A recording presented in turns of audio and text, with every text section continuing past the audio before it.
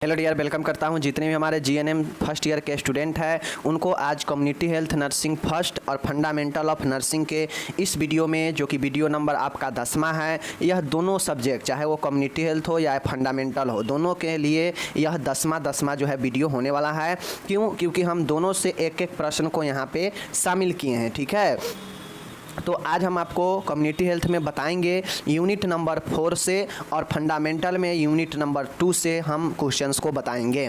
तो अगर आपको लिखना हो कि कौन से चैप्टर का है तो लिख लीजिए कम्युनिटी हेल्थ नर्सिंग के चौथा चैप्टर एपिडेमियोलॉजी जो है उससे है, और फंडामेंटल ऑफ नर्सिंग के दूसरे चैप्टर से है जो कि नर्सिंग प्रोसेस के बारे में हम लोग को जानना है। ठीक है, नर्सिंग आकलन के बारे में, नर्सिंग केयर के बारे में।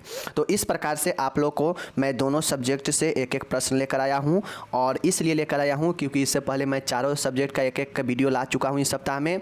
तो बाकी के 2 दिन था, तो उसमें कल हम लोग देखे थे बायो साइंस और बिहेवियर साइंस से एक एक प्रश्न। तो आज हम लोग यहाँ पे देखने वाले हैं कम्युनिटी हेल्थ और फंडामेंटल ऑफ नर्सिंग के। इस हिसाब से आपको 2 दिन में चारों सब्जेक्ट से एक एक प्रश्न भी हो जाएगा, यानी एक एक प्रश्न और कवर हो जाएगा। ठीक है, चलिए देखते हैं आगे की तरफ। तो हमारा पहला जो प्रश्न है वो है यहाँ पे फंडामेंटल ऑफ नर्सिंग से, जो कि यूनिट नंबर 2 का है। ठीक है, इसको आप लोग अच्छे से समझिए, देखिएगा। जैसा कि हम लोग इससे पहले जो है रिकॉर्ड के बारे में पढ़े थे। ठीक है, रिकॉर्ड के बारे में हम लोग अच्छे से पढ़े थे। ठीक है ना, तो अब रिकॉर्ड हम लोग पढ़ चुके हैं। तो इसी का एक साथी होता है, जहाँ जहाँ रिकॉर्ड होता है वहाँ वहाँ रिपोर्ट भी आता ही है। तो आप सभी के एग्जाम में रिपोर्ट या रिकॉर्ड में से क्वेश्चन पूछते हैं, या फिर पूछेगा कि रिकॉर्ड या रिपोर्ट लिखने का क्या सिद्धांत है, बताइए। तो सिद्धांत चाहे रिपोर्ट हो चाहे रिकॉर्ड हो, दोनों को सिद्धांत सेम तरीका से होता है, जो कि मैं पहले रिकॉर्ड वाला में बता चुका हूं। आज हम देखेंगे रिपोर्ट क्या है, रिपोर्ट के क्या उद्देश्य होते हैं, मतलब किस पर्पस से रिपोर्ट बनाया जाता है, और रिपोर्ट का कितने प्रकार होते हैं। ठीक है, तो चलिए एक एक करके हम लोग समझते हैं। सबसे पहला यहाँ पे है कि किसी मरीज को प्रदान की जा रही स्वास्थ्य देखभाल से संबंध में स्वास्थ्य कर्मियों के मध्य सूचनाओं का आदान प्रदान रिपोर्ट कहलाती है, तथा यह प्रक्रिया रिपोर्टिंग कहलाती है। यह मौखिक या लिखित दोनों ही रूप में प्रस्तुत की जा सकती है। देखिए, अक्सर यह देखने को मिलता है, चूँकि हम हेल्थ के लिए पढ़ रहे हैं, नर्सिंग क्षेत्र हेल्थ के सेक्टर है, तो यहाँ पे आप कहीं भी अस्पताल में काम करेंगे, चाहे छोटा हो या बड़ा अस्पताल, तो वहाँ पे जो भी आप किसी भी मरीज के रिलेटेड आप जो भी सूचना आप लिखेंगे, उसको आपको कहीं ना कहीं किसी के पास भेजना होगा। तो ये जो सूचना होता है, जो किसी के सामने आप दिखाने के लिए जो है लिखते हैं, तो यही जो है रिपोर्ट कहलाता है। और यह प्रक्रिया दूसरे के सामने में आदान प्रदान करने की प्रक्रिया रिपोर्टिंग कहलाती है। मतलब सूचनाओं को इधर से उधर भेजने की जो प्रक्रिया है, यही रिपोर्टिंग कहलाती है। जैसे एग्जाम्पल के तौर पे कोई पेशेंट भर्ती है आईपीडी में, समझ गए ना, इन पेशेंट में। अब वो पेशेंट को जो है क्या हो गया कि अचानक से पेशेंट का तबीयत ख़राब हो गया, और ओपीडी भी नहीं जो है अलग चल रहा है। तो अक्सर होता यह है कि जो डॉक्टर के विजिट के समय होते हैं वो सुबह शाम होते हैं, बाकी के समय उनके पास जो है नर्स रहती है देखभाल के लिए, और बीच में जो समय होता है वह ओपीडी का दिन का समय होता है। तो ऐसे में होता यह है कि जब पेशेंट को ज़रूरत हो या ज़्यादा प्रॉब्लम होने लगता है, तो वैसे स्थिति में जो पेशेंट का जो भी सूचना है, इन्फॉर्मेशन है, उसका जो फाइल तैयार हुआ है रिकॉर्ड का, तो उस रिकॉर्ड में जो भी सूचना होता है वही सूचना रिपोर्टिंग कहलाता है, रिपोर्ट कहलाता है, जिसमें बना हुआ होता है। अब ये चीज़ें किसी भी डिपार्टमेंट में हो सकता है। हम हेल्थ के बात करते हैं, कहीं और डिपार्टमेंट के बात करेंगे तो आप लोग को पता होगा कि रिपोर्ट सबमिट किया जाता है। जैसे मानिए आज जो है ओपीडी में, मतलब बाहर से पेशेंट दिखाने आया एक विभाग में 50%। अब 50 पेशेंट आया तो उसका हम जो रिकॉर्ड बनाए हैं, जो रजिस्टर है, वहाँ पे 50% का हम एंट्री किए हैं। तो रिकॉर्ड वह हो जाएगा जो हम उसको बनाकर, वो अगर रजिस्टर फुल हो जाता है तो उसको हम अच्छे तरीक़ा से कहीं पे रख देंगे एक फाइल की तरह। तो वो हमारा रिकॉर्ड सेव होकर रख जाएगा, जब भी ज़रूरत होगा हम उसका उपयोग करेंगे। लेकिन रिपोर्ट होता है कि मानिए एक दिन में 50 पेशेंट आया, 50 पेशेंट का डिटेल आया। ठीक है, अब एक अस्पताल, बड़ा सा अस्पताल है, उसमें अनेकों विभाग है। तो जो जहाँ पे मेन ऑफिस होता है, वह जो है अपने जितने भी आज के डेट में ओपीडी देखा गया सबका रिपोर्ट मांगता है कि भाई आज के डेट में अलग अलग विभाग में कितने मरीज देखे गए हैं सबको इकट्ठा रिपोर्ट हमको दो, तो सभी विभाग अपना अपना रिपोर्ट भेजता है। मीन्स क्या करता है, कम्युनिकेट करता है, आदान प्रदान करता है अपने सूचनाओं को जो मरीज से संबंधित होता है। जैसे 50 मरीज आया, 50 मरीज क्या क्या सेवा लिया, क्या चीज़ का ट्रीटमेंट हुआ, सब लिखा होता है। तो रिपोर्ट के माध्यम से व्यक्ति आगे भेज देता है और सबको इकट्ठा करके वह ऑफिसर को दिखाता है कि हाँ आज के डेट में इतना पेशेंट आया है, इतना रिपोर्ट बना है।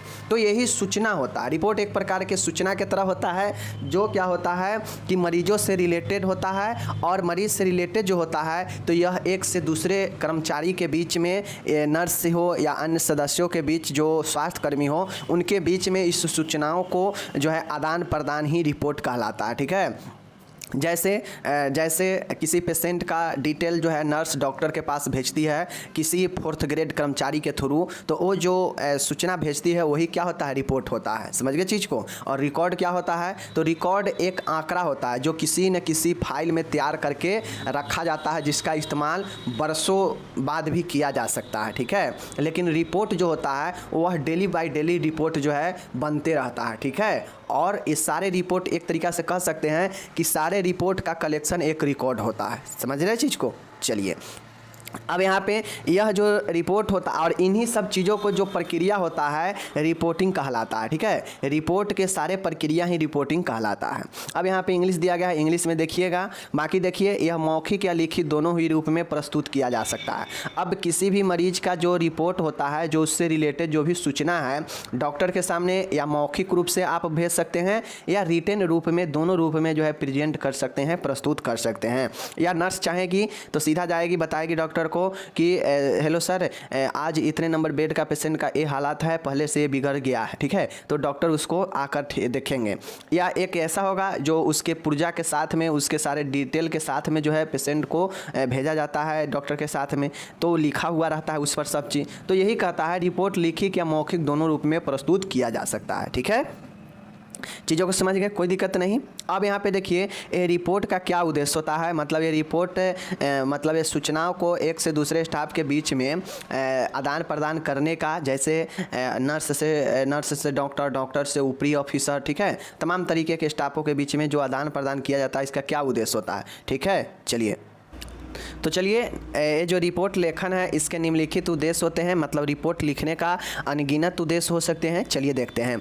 रिपोर्ट के द्वारा मरीज की परिपूर्ण देखभाल की जाती है। अब रिपोर्ट के माध्यम से किसी पेशेंट के हर एक समय समय पर जो है रिपोर्ट को आप डॉक्टर को बताते हैं, मतलब उसकी स्थिति। देखिए, रिपोर्ट क्या है, रिपोर्ट एक प्रकार से स्टेटस है। रिपोर्ट एक प्रकार से जो है आपका सूचना है। ठीक है, जो मरीज के बारे में, उसके देखभाल के बारे में बताता है, और यह टाइम टू टाइम, समय समय पर रिपोर्ट जो है डॉक्टर को बताना पड़ता है। ठीक है, डॉक्टर कहते हैं कि जैसे टेम्परेचर चार्ट बनाइए, तो टेम्परेचर चार्ट क्या हो गया, पेशेंट का हर एक समय समय का स्टेटस होता है। दिन में 3 बार अगर चेक करना है तो तीनों बार का वह टेम्परेचर का स्टेटस होगा, और 6 दिन तक लगातार चेक करना है तो 6 दिन तक चेक करके और डॉक्टर को रिपोर्ट बताते हैं। तो यह एक प्रकार से मरीजों के बारे में एक प्रकार से सूचना होता है, मरीज से जुड़ी हुई स्वास्थ्य समस्या के बारे में सूचना, या इसको स्टेटस कह सकते हैं कि उस समय क्या है पेशेंट का स्टेटस। ठीक है, तो ही कहता है रिपोर्ट के द्वारा मरीज की परिपूर्ण देखभाल की जाती है, यह इसका उद्देश्य होता है।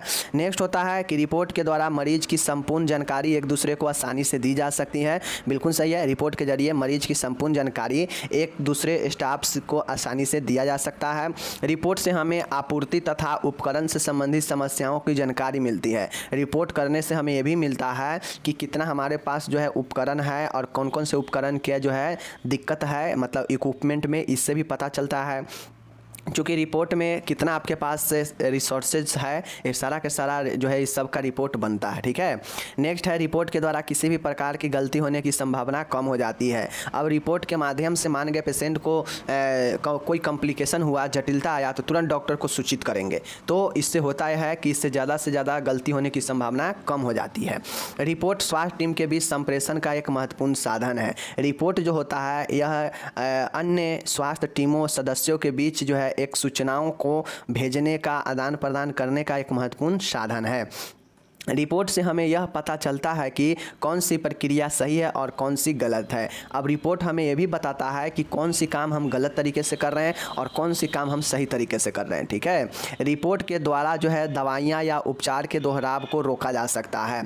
रिपोर्ट के द्वारा किसी मरीज को एक ही दवाई को डबलिंग होने से, दोहराने से बचा जा सकता है। ठीक है, नेक्स्ट है रिपोर्ट के द्वारा मरीजों की समस्या का समाधान किया जा सकता है। बिल्कुल सही बात है, रिपोर्ट के जरिए आप मरीज का जो भी समस्या है उसको आसानी से सुलझा सकते हैं, समाधान कर सकते हैं। ठीक है, 9वां नंबर का है, देखिएगा कि रिपोर्ट स्वास्थ्य दल के सदस्यों द्वारा किए गए कार्यों को दर्शाता है। अब रिपोर्ट जो होता है कितने मरीज को, जैसे मैंने पहले ही बताया कि एक दिन में 50 मरीज आया, तो कहीं ना कहीं आप 50 मरीज का एंट्री किए हैं अपने रजिस्टर में, तो आपके काम क्या हुआ कि आपने आज दिन भर में 50 पेशेंट को एंट्री किया है, तो यह आपके काम को भी दर्शाता है। ठीक है, उसके बाद नेक्स्ट देखिएगा कि 10वां नंबर का है कि रिपोर्ट द्वारा जो है मरीजों की सेवा व देखभाल की योजना बनाई जा सकती है। जो रिपोर्ट होता है उसके जरिए मरीज की सेवा तो किया ही जाएगा, साथ में उसके देखभाल कैसे करना है इसका प्लानिंग यानी योजना भी बन सकता है।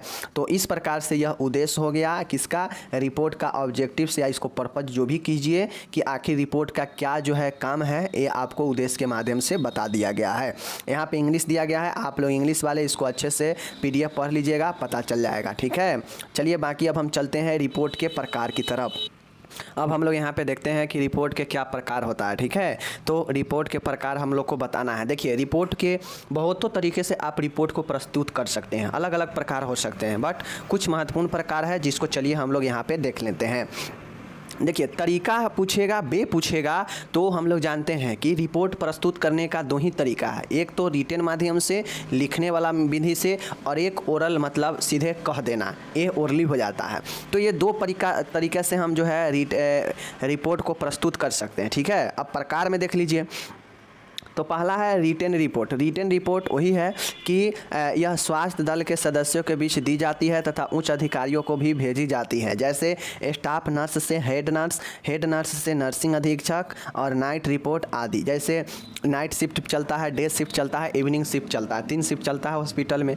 तो ऐसे में नाइट में कितना मरीज आया, कितना भर्ती हुआ, किसको क्या जो है दवाई चला, ये नाइट का रिपोर्ट जो है, जो नाइट में जब किसी का नर्स का डे ख़त्म होता है ड्यूटी, तो वह सुबह जाते जाते जो है वो नर्सिंग हेड को अपना रिपोर्ट भेजती है। ठीक है, तो वही क्या होता है, जो सूचना भेज देती है वही जो है क्या कहलाता है, लिखित रिपोर्ट, जो लिखा हुआ टर्म में होता है, जो स्वास्थ्य दलों के बीच उच्च अधिकारियों को भी भेजा जाता है। ठीक है, तो यही चीज़ें हैं, यही आपके लिखित रिपोर्ट होते हैं जिसमें लिखित सूचना होता है।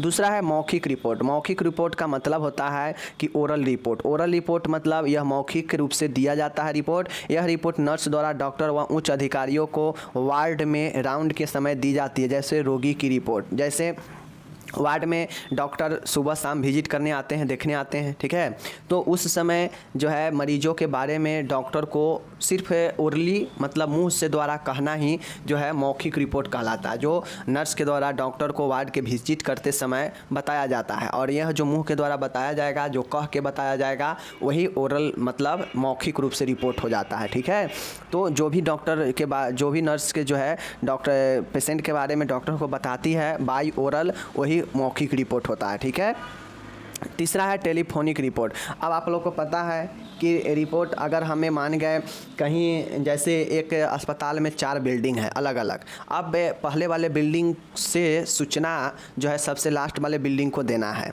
तो क्या हम चल के जाएंगे? तो हम टेलीफोन का इस्तेमाल कर सकते हैं और रिपोर्ट के बारे में बता सकते हैं। ठीक है, तो यह जो है प्रत्यक्ष द्वारा या अप्रत्यक्ष रूप से दिया जाने वाला एक रिपोर्ट होता है, जो उच्च अधिकारियों को और अन्य नर्सिंग दल और अन्य स्वास्थ्य टीम को दिया जाता है। ठीक है, जो रोगी के किसी भी समान या असमान स्थिति के बारे में हो सकती है, जैसे रोगी की चिकित्सा संबंधी दिशा निर्देश डॉक्टर से लिए व दिए जा सकते हैं। जैसे मान गए डॉक्टर अभी उपस्थित नहीं है, ठीक है, और वार्ड में हम जो है ट्रीटमेंट कर रहे हैं, अगर मान गए कोई ऐसा चीज़ें हुआ पेशेंट के साथ जो असमान है, ठीक है, या समान भी है, तो जो नर्स होती है डॉक्टर का नंबर आता है, डॉक्टर उसको देते हैं, कहते हैं कोई भी अगर ज़रूरी पड़ेगा तो आप हमसे कंसल्ट कीजिएगा। तो उस समय जब ज़रूरी पड़ता है, रात को मान के 2 बजे पेशेंट को अचानक से दिक्कत हुआ, तो ऐसे में डॉक्टर नर्स जो है तुरंत डॉक्टर से संपर्क करती है कि सर क्या करें, अभी तत्काल में आप तब तक आइएगा, तब तक हम क्या करें, बताइए ऐसा ऐसा समस्या है। तो जो भी बाई टेलीफोनिक जो चीज़ें होगा, रिपोर्ट दिया जाएगा पेशेंट के स्टेटस के बारे में डॉक्टर को, वही जो है आपका टेलीफोनिक होता है। और यह डायरेक्ट नहीं, इनडायरेक्ट ही होगा। टेलीफोनिक हम इनडायरेक्ट ही करते हैं ना, हमारे सामने कोई थोड़ी ना होता है, अगर सामने रहेगा तो हम टेलीफोन क्यों करेंगे। तो यह अप्रत्यक्ष होता है। चौथा है इंसिडेंट रिपोर्ट। इंसिडेंट रिपोर्ट का मतलब होता है कि यह ऐसा रिपोर्ट होता है जो अचानक या इंसिडेंट मतलब हुए घटनाक्रम को बताती है। यह रिपोर्ट हमेशा लिखित रूप में पेश की जाती है, जैसे रोगी की नर्स से कहा सुनी, रोगी को पलंग से गिरकर या अन्य किसी वजह से वार्ड में चोट लग जाना आदि। अब एक घटना रिपोर्ट का मतलब होता है कि हेल्थ सेक्टर में चाहे मरीज के देख रेख में लापरवाही हो, चाहे देख रेख में कोई भी घटना जो हो गया हो, तो इन सब का रिपोर्ट जो होता है वह सिर्फ और सिर्फ घटना वाला रिपोर्ट मुंह से नहीं कहा जाता है, इसका लिखित रूप में देना पड़ता है कि आखिर पेशेंट के साथ ऐसा क्यों हुआ, आपने कहाँ थी जो पेशेंट जो है बेड से गिर गई, या पेशेंट रूम से बाहर चला गया, आप कहाँ थी।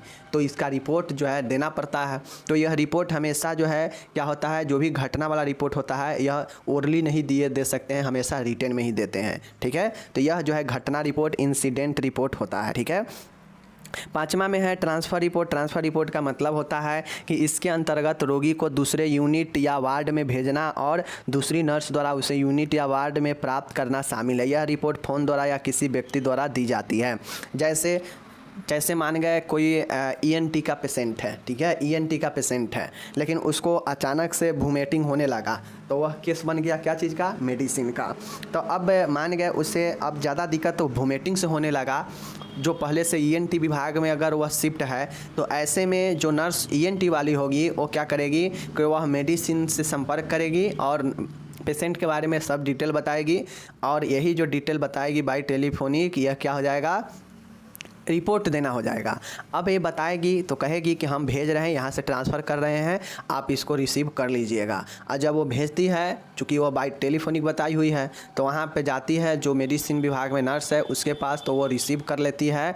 तो यह बाई टेलीफोनिक भी हो सकता है, या फिर वो जो है किसी और माध्यम से या किसी व्यक्ति के थ्रू में होता है। जैसे वार्ड बॉय के साथ में पेशेंट को दूसरे वार्ड में भेज दिया जाएगा, वहाँ पे वार्ड बॉय अपना सारा कागज़ लेकर दूसरे वार्ड में जाएगा पेशेंट के साथ में, और वहाँ पे उसे शिफ्ट करा के और वह वार्ड बॉय आता है। तो ऐसे में होता यह है कि जो भेजती है और जो प्राप्त करती है पेशेंट को एक दूसरे यूनिट में, तो ये सब के सब या तो फ़ोन के ज़रिए या किसी व्यक्ति के माध्यम से ट्रांसफ़र होता है, और यह रिपोर्ट जो दिया जाता है यह ट्रांसफ़र रिपोर्ट होता है, ठीक है।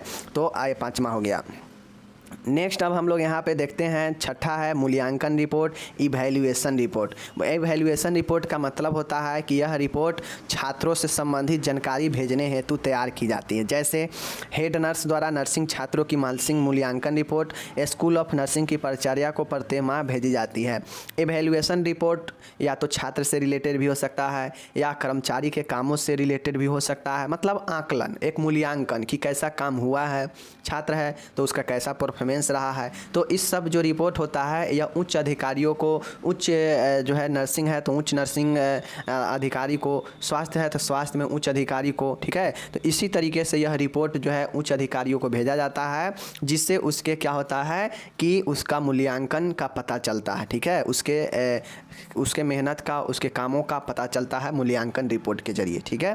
तो यह छठा मूल्यांकन रिपोर्ट हो गया। इस प्रकार से आप 6 रिपोर्ट लिख दीजिएगा, इसका उद्देश्य लिख दीजिएगा, रिपोर्ट होता क्या है लिख दीजिएगा, अगर रिपोर्ट के बारे में पूछेगा तो। ओके, चलिए मैंने आपको रिपोर्ट बता दिया। यहाँ पे देख लीजिए इंग्लिश दिया गया है, इंग्लिश में अगर आप इंग्लिश वाले हैं तो इसको इंग्लिश में अच्छे से डील कीजिएगा, अगर आप हिंदी वाले हैं तो हिंदी या इंग्लिश जो में भी आपके ऊपर है, लेकिन मैं कहूँगा कि जिस भी लैंग्वेज में आप देते हैं उसी को चुनिए, ठीक है, उसी पर मेहनत कीजिए। तो ये हो गया। अब हमारा एक लास्ट क्वेश्चन से यहाँ पर बच जाते हैं। कौन कौन क्वेश्चन है? सबसे पहला है, देखिएगा, याद रखिएगा, हम अब लोग चलते हैं कम्युनिटी हेल्थ नर्सिंग में। फंडामेंटल में हम रिपोर्ट ही सर पढ़ना था, कम्युनिटी हेल्थ नर्सिंग में हम लोग चल रहे हैं, और इसका प्रश्न है हमारे चौथे नंबर सब्जेक्ट चैप्टर से, जिसका नाम एपिडेमियोलॉजी है, ठीक है। जनपादिक रोग विज्ञान।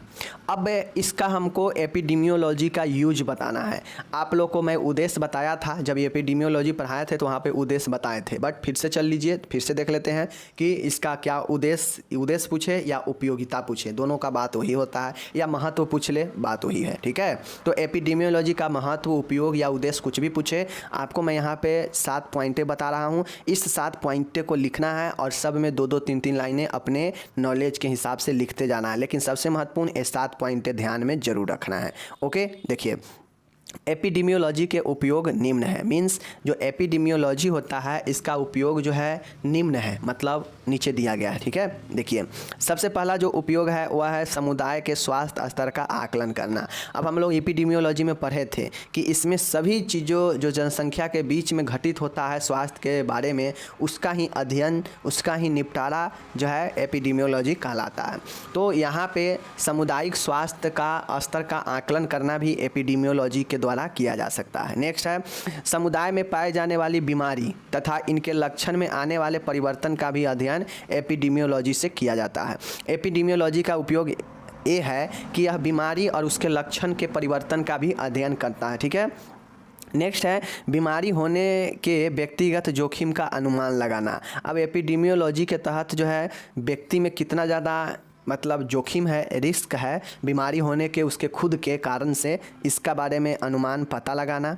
चौथा है बीमारियों के कारण का पता लगाना। एपिडेमियोलॉजी का उपयोग ये भी है कि यह बीमारी के कारणों के बारे में पता लगाता है कि किन कारणों से बीमारी ये हुआ। ठीक है, पाँचवा है स्वास्थ्य सेवाओं में नियोजन करना, मतलब यह स्वास्थ्य सेवाओं में नियोजन यानी प्लानिंग करने में मदद करता है।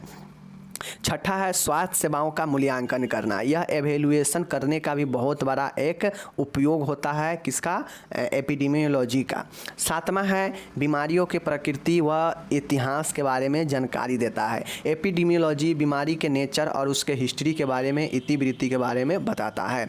तो इस प्रकार से मैंने आपको 7 पॉइंट बताया एपिडेमियोलॉजी के उपयोग के। अब इस 7 पॉइंट में अगर 5 नंबर में एपिडेमियोलॉजी के उपयोग पूछे तो कम से कम ये 7 पॉइंट तो आप लिखेंगे ही लिखेंगे, लेकिन अगर आप इसके अंदर 2-2 एक-एक लाइन अगर लिख देंगे तो और बेटर होगा, उससे कॉपी भी फुल होगा, क्वेश्चन भी आपको लगेगा कि हाँ हम इसको लिख पाए हैं अच्छे से। तो ये मैं बात है, बाकी अगर ना याद रहे वो सारी चीज़, कम से कम ये 7 पॉइंट एपिडेमियोलॉजी के महत्व, उद्देश्य और उपयोग में जरूर लिखें। ठीक है, चलिए यहाँ पे इंग्लिश दिया गया है, आप लोग इंग्लिश इसको अच्छे से देख लीजिएगा। अब हम लोग चलते हैं, एक नेक्स्ट क्वेश्चन है एपिडेमियोलॉजी का ही क्वेश्चन है। पूछता है क्वेश्चन बहुत बार एग्जाम में कि डिजीज साइकिल के बताइए, रोग चक्र के बारे में बताइए। मेरे डियर, चक्र का मतलब होता है कि अपने पथ पर हमेशा जो है चलते रहना, चक्कर काटते रहना, यही चक्र होता है। ठीक है, जैसे यहाँ है कोई व्यक्ति, यहाँ आया, फिर यहाँ से फिर यहाँ आया, फिर अपने जगह पर यहाँ आया और फिर से पुनः प्रारंभ किया, यहाँ आया, फिर यहाँ आया, फिर यहाँ आया, मतलब यह चक्र हो रहा है। ठीक है, जो पुनरावृत्ति जो होता है ना, रिपीटेशन, उसी को हम लोग साइकिल कहते हैं, चक्र कहते हैं। ठीक है, तो आज हमको डिजीज कहना, डिजीज साइकिल, रोग चक्र और इसके विभिन्न स्टेज के बारे में बताना है। ठीक है, इसके विभिन्न रोग चक्र के अवस्था के बारे में बताना है।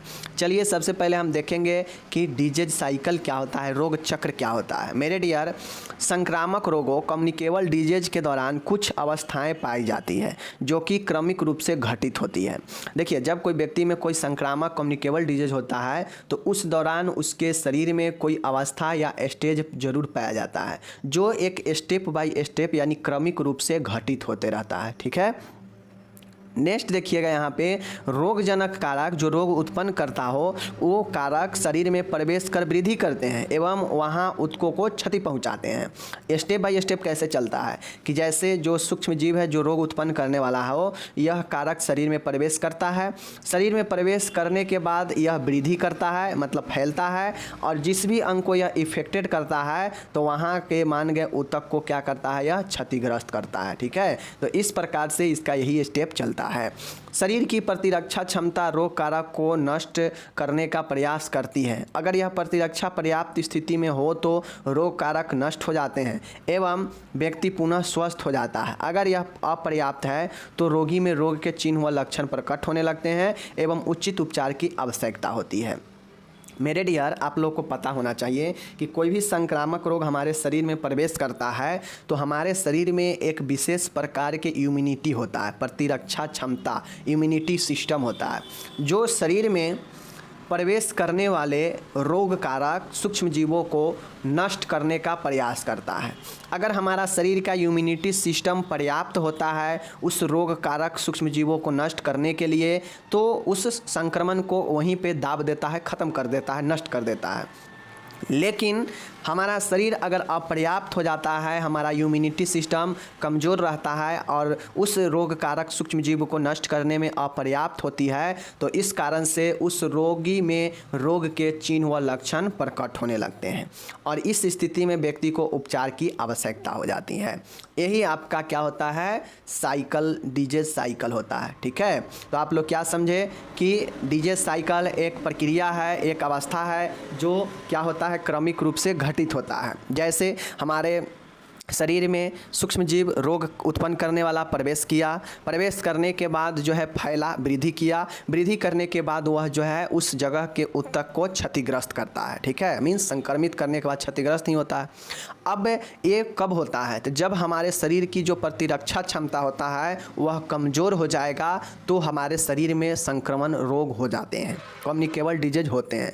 बट उससे पहले होता यह है कि जैसे ही कोई रोग उत्पन्न करने वाले रोग कारक यानी सूक्ष्म जीव, माइक्रो ऑर्गेनिज्म हमारे शरीर में प्रवेश करता है, तो प्रवेश करने के तुरंत बाद जो है हमारा शरीर का इम्यूनिटी जो है, प्रतिरक्षा जो है एक्टिव होता है। अब जैसे ही वह एक्टिव होता है तो अगर उसके अंदर पर्याप्त मात्रा में शक्ति रहता है, यानी शरीर में इम्यूनिटी में अगर शक्ति रहता है तो वह सूक्ष्म जीव को वहीं पे नष्ट कर देता है, आगे उसको संक्रमण फैलने नहीं देता है। लेकिन जब हमारा शरीर पर्याप्त मात्रा में काम नहीं कर पाता है इम्यूनिटी, तो वह सूक्ष्म जीव क्या होता है, हावी हो जाता है हमारे शरीर के ऊपर और धीरे धीरे वह फैलकर हमारे शरीर में रोग पैदा कर देता है, जिसके बाद रोगी के अंदर लक्षण व चिन्ह उत्पन्न हो जाते हैं उस रोग का और फिर व्यक्ति को डॉक्टर चिकित्सा की आवश्यकता पड़ती है। और यही जो है हमारा क्या कहलाता है, रोग चक्र कहलाता है। तो अच्छे से मैंने आपको डील कर दिया, समझा दिया। अब हम लोग चलते हैं इसके अवस्था स्टेज के बारे में देखते हैं। मेरे डियर, रोग चक्र के मुख्यतः 6 अवस्था 6 चरण में संपन्न होते हैं। जो डिजीज साइकिल होता है यह 6 चरण में संपन्न होते हैं। कौन कौन से चरण हैं? पहला है इंक्यूबेशन पीरियड, उद्भावन अवधि। दूसरा है प्रोडर्मल पीरियड, पूर्ण लक्षण अवधि। तीसरा है फेस्टिजियम अवधि। ठीक है, चौथा है डेफरवेसेंस और पांचवा है कन्वलेसेंस और छठा है डिफेक्शन। तो ये 6 आपको ज़रूर ध्यान में रखना पड़ेगा, तभी जाके आप इसको अच्छे से डील कर पाएंगे स्टेज ऑफ डिजीज साइकिल के। ठीक है, चलिए अब इंक्यूबेशन पीरियड क्या होता है ये आप लोग को डिफिनीशन में पूछता भी है। ठीक है, देखिए इंक्यूबेशन जो पीरियड होता है यह रोग उत्पाद करने वाले जो जीव होते हैं, जो सूक्ष्म जीव होते हैं, वह शरीर में प्रवेश करने तथा रोग के लक्षणों के उत्पन्न होने के मध्य अंतराल को उद्भावन अवधि कहते हैं। अलग अलग बीमारियों की उद्भावन अवधि अलग अलग होती है, जो कि कुछ दिनों से लेकर कई वर्षों तक हो सकता है। इसके कहने का मतलब है कि उन उद्भावन अवधि जो होता है, यह जो रोग उत्पन्न करने वाला, मानिए यह सूक्ष्म जीव है, ठीक है, ये किसी व्यक्ति के बॉडी पर अटैक किया। ठीक है, अब बॉडी पर अटैक किया तो जैसे ही यह सूक्ष्म जीव बॉडी पर अटैक करेगा तो यहीं से इंक्यूबेशन पीरियड शुरू हो जाएगा। अब ये अटैक किया, शरीर में गया। अब मान गए हमारा शरीर में अगर पर्याप्त मात्रा में इम्यूनिटी है तो इसको नष्ट करके यहीं पर बाहर फेंक देगा। लेकिन हमारा अपर्याप्त हो गया है इम्यूनिटी सिस्टम, तो यह अपना लक्ष्य आगे बढ़ाएगा। मतलब शरीर में यह प्रवेश किया, यहाँ पे प्रवेश करने के बाद बॉडी में क्या हुआ कि ये लक्षण जब दिखाना शुरू करेगा और उसके बीच के पीरियड को इंक्यूबेशन पीरियड कहते हैं। मतलब शरीर में प्रवेश किया और लक्षण उत्पन्न होने तक के अवधि को उद्भावन अवधि कहते हैं। ठीक है, चलिए यह उद्भावन अवधि यानी किसी व्यक्ति में संक्रमण वाला सूक्ष्म जीव प्रवेश किया और कब तक इसमें लक्षण दिख सकता है, यह 1 दिनों से लेकर वर्षों तक होता है। ठीक है, चलिए दूसरा देखिएगा पूर्व लक्षण अवधि, प्रोडर्मल पीरियड। पूर्ण लक्षण अवधि का मतलब है कि किसी रोग के प्रारंभिक अवस्था से संबंधित काल या समय को पूर्व लक्षण अवधि कहते हैं। मतलब किसी रोग के प्रारंभिक अवस्था से संबंधित काल या समय को पूर्व लक्षण अवधि कहते हैं। इस अवस्था में व्यक्ति के शरीर में लक्षण प्रकट हो जाते हैं, परंतु लक्षण अस्पष्ट होने के कारण बीमारी का निदान कर पाना मुश्किल होता है। इस अवस्था की अवधि 1 से 4 दिन होता है। जैसे इंक्यूबेशन पीरियड में देखे हैं कि बॉडी पर संक्रमण अटैक किया और जब तक लक्षण उत्पन्न करने पर आएगा और प्रवेश करने से लेकर लक्षण उत्पन्न करने तक के बीच के अवधि को इंक्यूबेशन कहते हैं। ठीक है, आगे चलेगा। अब आगे चलेगा तो दूसरा होता है कि यह लक्षण उत्पन्न करता है, बट प्रोडर्मल पीरियड में होता यह है कि ये लक्षण इतना ज़्यादा कंप्लीट नहीं होता है कि आप किसी रोग को पहचान कर उसका जो है स्पष्ट रूप से निदान कर सकते हैं। यह अवधि जो है आपको मिला जुला दिखता है, जिसमें बीमारी को पहचान पाना मुश्किल होता है। यह अवधि 1 से 4 दिन होता है संक्रमण फैलने के बाद। ठीक है, तीसरा है फेस्टिजियम पीरियड। फेस्टिजियम पीरियड होता है, यह रोग की चरम अवस्था होती है। इसमें रोगी में रोगी के लक्षण जो है, रोगी में रोग के लक्षण स्पष्ट होते हैं। इस अवस्था में रोग का निदान कर पाना संभव हो जाता है। बीमारी की व्यक्ति की गतिविधियां इस अवस्था में प्रभावित हो जाती हैं।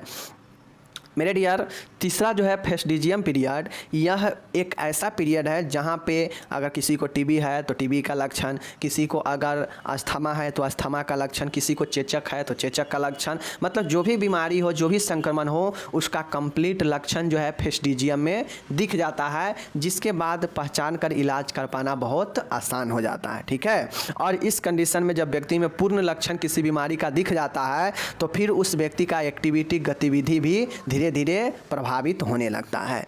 ठीक है, तो यह फेस्टिजियम अवधि में पूर्ण रूप से दिखने वाला अवधि लक्षण होता है। नेक्स्ट है डेफरवेसेंस। डेफरवेसेंस का मतलब होता है कि इस अवस्था में रोगी में प्रतिरक्षा क्षमता उत्पन्न होने लगता है, लक्षणों की गंभीरता कम होने लगती है, उसकी स्थिति में सुधार आता है तथा रोगी अच्छा महसूस करते हैं। अब जो डेफरवेसेंस आप लोग देख रहे हैं, अब कोई भी बीमारी होता है कंप्लीट लक्षण दिखा दिया, अब उसका ट्रीटमेंट करेंगे तो सुधार होगा ना। तो जो ट्रीटमेंट करते हैं तो व्यक्ति जो धीरे धीरे सुधार होने लगता है, तो इसका मतलब है कि व्यक्ति में प्रतिरक्षा जो है, इम्यूनिटी जो है वह धीरे धीरे उत्पन्न होने लगा है। तो ये कब होता है? तो यह डेफरवेसेंस वाले में होता है। इसमें लक्षणों की गंभीरता जो होता है उसमें कमी आने लगता है और व्यक्ति की स्थिति में सुधार आने लगता है और रोगी जो है कुछ हद तक अच्छा महसूस करने लगता है। मीन्स डेफरवेसेंस वाला जो अवस्था होता है वहाँ पे व्यक्ति जो है रिकवरी रेट शुरू होने लगता है, व्यक्ति अच्छा फील करने लगता है, संक्रमण का जो लक्षण होता है कम होने लगता है गंभीरता का। क्यों? क्योंकि शरीर के अंदर इम्यूनिटी उसका क्रिएट उत्पन्न होने लगा है। ठीक है, और व्यक्ति अच्छा महसूस करता है इसमें डेफरवेसेंस में। ठीक है, पांचवा में है कॉन्वेलेंस। कॉन्वेलेशंस का मतलब होता है कि यह किसी रोग की समाप्ति के पश्चात पूर्ण स्वास्थ्य लाभ प्राप्त करने में लगने वाला समय का अंतराल है। इस अवस्था में रोगी की स्थिति में तेजी से सुधार होती है। कॉन्वेलेशंस का मतलब होता है कि कोई भी रोग होता है, वह रोग जो है मान के व्यक्ति को लगता है कि हम ठीक हो गए हैं, बट जैसे ही व्यक्ति को लगता है कि हम ठीक हो गए हैं तो इसका मतलब वो कंप्लीट ठीक नहीं है। ठीक है ना, कंप्लीट ठीक जो है व्यक्ति को कॉन्वेलेंस जो एक ऐसा अवस्था है जहाँ पे किसी व्यक्ति में जो रोग पहले हुआ था वह रोग तो समाप्त हो गया है, लेकिन व्यक्ति में रोग समाप्त होने के बाद, लक्षण समाप्त होने के बाद उसके स्वास्थ्य में व्यक्ति को जो है धीरे धीरे बहुत ज़्यादा सुधार आने लगता है, व्यक्ति में तेज़ी से सुधार आने लगता है। तो यही कॉन्वेलेंस जो है अवस्था होता है। डिफेक्शन का मतलब होता है कि इस अवस्था में रोगी के लक्षण समाप्त हो जाते हैं तथा रोगी पूर्णतः स्वस्थ हो जाता है, और डिफेक्शन अवस्था होता है जो व्यक्ति पूर्ण तरीक़ा से स्वस्थ हो जाता है। तो यह डिजीज साइकिल का पहला हम लोग इंक्यूबेशन देखे हैं, प्रोडर्मल देखे हैं, उसके बाद प्रोडर्मल के बाद हम लोग क्या देखे हैं? इंक्यूबेशन देखे हैं। इंक्यूबेशन के बाद हम लोग क्या देखे हैं? प्रोडर्मल देखे हैं। प्रोडर्मल के बाद हम लोग क्या देखे हैं? फेस्टिजियम देखे हैं। फेस्टिजियम के बाद डेफरवेसेंस देखे हैं, कॉन्वेलेशन देखे हैं और डिफेक्शन देखे हैं। और सब में जैसे व्यक्ति जैसे चक्र है तो चक्र है, पहले व्यक्ति स्वस्थ रहता है, अच्छा व्यक्ति रहता है, उसमें संक्रमण अटैक होता है, अब वो संक्रमण विभिन्न रास्तों से गुजरता है और फिर एक ऐसा भी अवस्था आता है जहाँ पे इम्यूनिटी उत्पन्न होता है और धीरे धीरे वह संक्रमण का लक्षण कम होते जाता है और धीरे धीरे एक ऐसा कंडीशन भी आता है जो छठा पॉइंट बनता है जहाँ पे व्यक्ति पूर्ण तरीके से लक्षण समाप्त हो जाता है और व्यक्ति पूर्णतः स्वस्थ हो जाता है, यानी व्यक्ति फिर से कहाँ आ गया? नॉर्मल में आ गया। तो यही साइकिल होता है, जो नॉर्मल में था और फिर से नॉर्मल तक आ जाएगा, और इस बीच में जो अवस्था है उसी 6 अवस्था को दर्शाया गया है। ठीक है, चलिए मिलेंगे अगले वीडियो में। आप अपना ध्यान रखिए पढ़ाई पर। बाकी का चलिए आप लोग को सब चीज़ PDF डिस्क्रिप्शन में मिल जाएगा। धन्यवाद।